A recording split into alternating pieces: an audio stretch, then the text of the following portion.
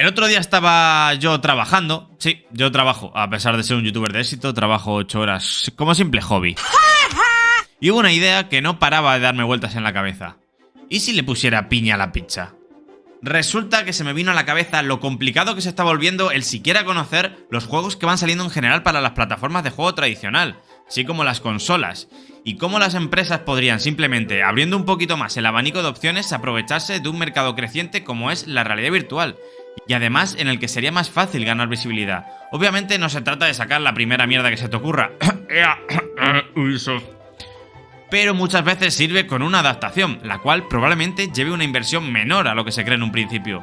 Voy a poner como ejemplo juegos sacados de monitor y que han sido adaptados muy bien a la VR, como por ejemplo Call of Duty o A Me Devil, que acaban de salir y han tenido una muy buena acogida en general.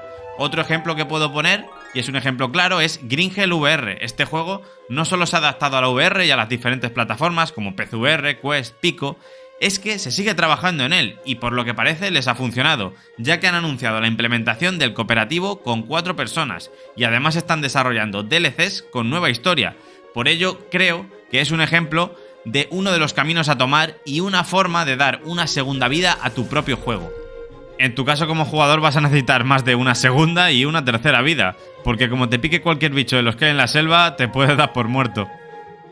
Ahora en serio, es un juego que en su versión de monitor, si bien es conocido, tampoco es un juego que la gente recuerde en el imaginario. Pero si preguntas por un juego de supervivencia en realidad virtual, el primer nombre que va a salir a relucir es Green Hell. Y básicamente es a esto a lo que quería llegar con el vídeo. Aquí quiero mostrar mi punto de vista como usuario de VR, lo que creo que muchos estudios de videojuegos no ven o que aun viéndolo lo ignoran porque no creen en ello o piensan que la inversión no valdría la pena. Para empezar, ¿qué es lo que más queremos los jugadores? Obviamente... ¡Las pajas! ¡Eso es! Juegos, queremos juegos, obviamente. Es lo principal. Claro, para que haya juegos también tiene que haber mercado. Y a eso es a lo que voy. Creo que el mercado ahora mismo ya está creado. Aunque no sea masivo, ya hay algo más que un pequeño nicho. El parque de visores ha aumentado exponencialmente. Y con ello los beneficios y las posibilidades de los estudios. Para mostrar de lo que son capaces y de crecer. Y en parte este vídeo viene dado por las recientes noticias de que MetaQuest, como plataforma VR, se estima que ha vendido unos 20 millones mundialmente. Eso la coloca incluso por delante de Xbox Series, una consola tradicional. Y no solo eso, es que además se calcula que al mes hay 6 millones de usuarios activos, lo cual es más de lo que se esperaba en un principio. Aunque también se espera mejorar mucho más. Todo esto sin contar, por ejemplo, el caso de los videojuegos. Beat Saber, por ejemplo, ha recaudado 255 millones de dólares en ventas, pero si hablamos de juegos menos conocidos, también hay muchos con excelentes ventas. Por ejemplo, la saga Walking Dead en su primer episodio ha cosechado más de 50 millones, y eso solo en Quest. Y otros como Zenith, uno de los primeros MMOs, para Quest, su primer día ya recaudó 1 millón. Blade and Sorcery, otro simulador de batallas con físicas llamativas, tampoco tardó más de 2 días en ganar otro $1 millón. Y así podríamos seguir en una larga lista en la que más de 55 juegos ya han superado los 5 millones de dólares y otros 33 han superado los más de 10 millones de dólares. Estamos hablando de que un catálogo en el que forman parte unos 500 títulos, uno de cada 3 obtiene ingresos por encima del millón. Y eso hablando solo de la Store oficial de Meta.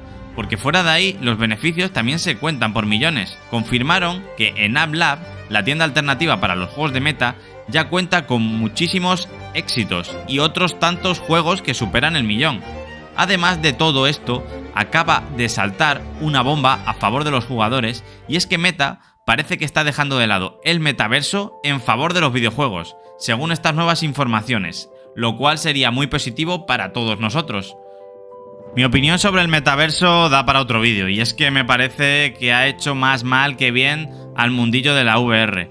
No por el metaverso en sí, pero la gente ajena al mundillo parece creer que las gafas VR son metaverso, cuando eso no tiene ningún tipo de sentido. ¡Mira mamá, estoy en el metaverso!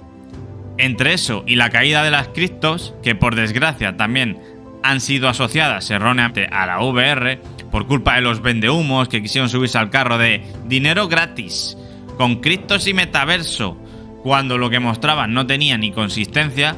Como digo, esto ha hecho ensuciar la imagen tanto de Meta como de la propia VR en general. Otra parte de culpa aquí la tienen también los medios de desinformación, los cuales solo se dedican a informar de algo cuando la noticia es amarillista o negativa, solo para generar clic y no dar información realmente del mundillo. Pero parece que por suerte todo se va reconduciendo al camino que queremos los jugadores habituales, y que venimos pidiendo esto desde hace ya mucho tiempo.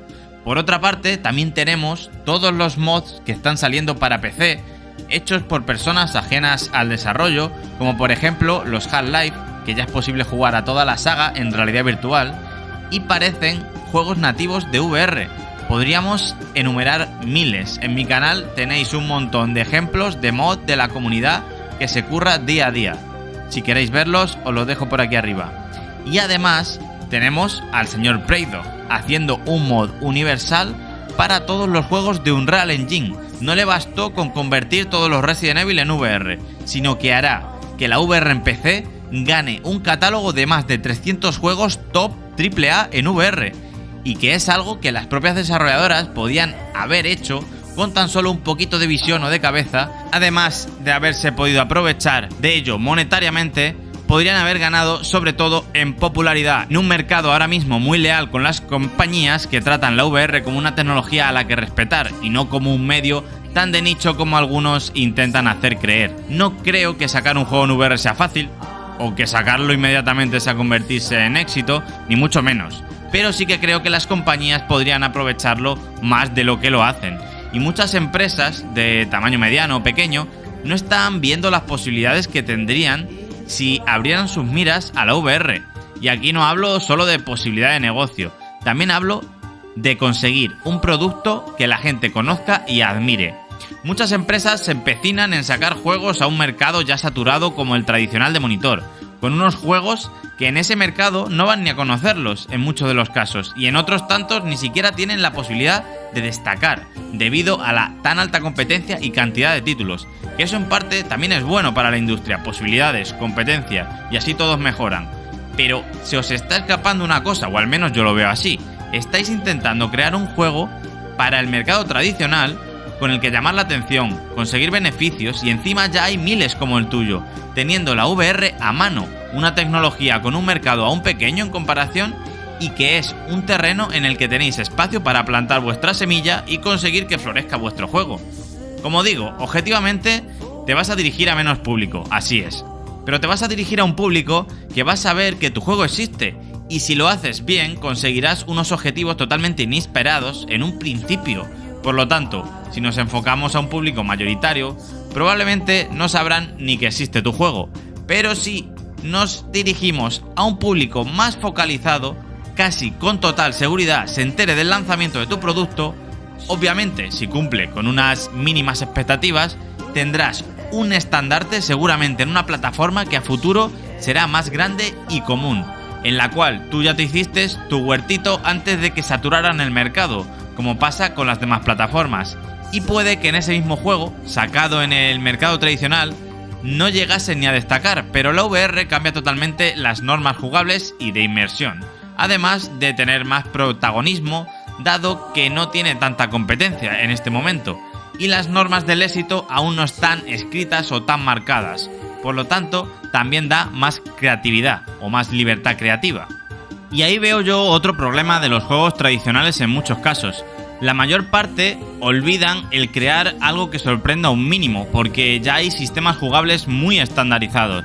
Simplemente se dedican a sacar cosas que funcionan, o porque la idea ya ha llegado tan al límite que es muy difícil mejorarlas.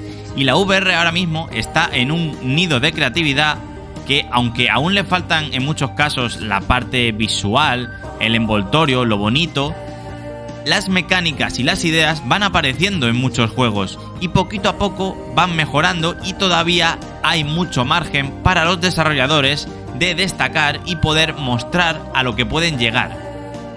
Quiero saber, por vuestra parte, si vosotros también lo veis así, cuál es vuestra visión de esto que os he contado. Dejadme en los comentarios vuestra forma de verlo, y de paso una suscripción si os mola el contenido. También podéis formar parte del Discord oficial para enteraros de las novedades, preguntar dudas, jugar entre nosotros y demás cositas. Muchas gracias por ver el vídeo y nos vemos en un futuro. Bye bye.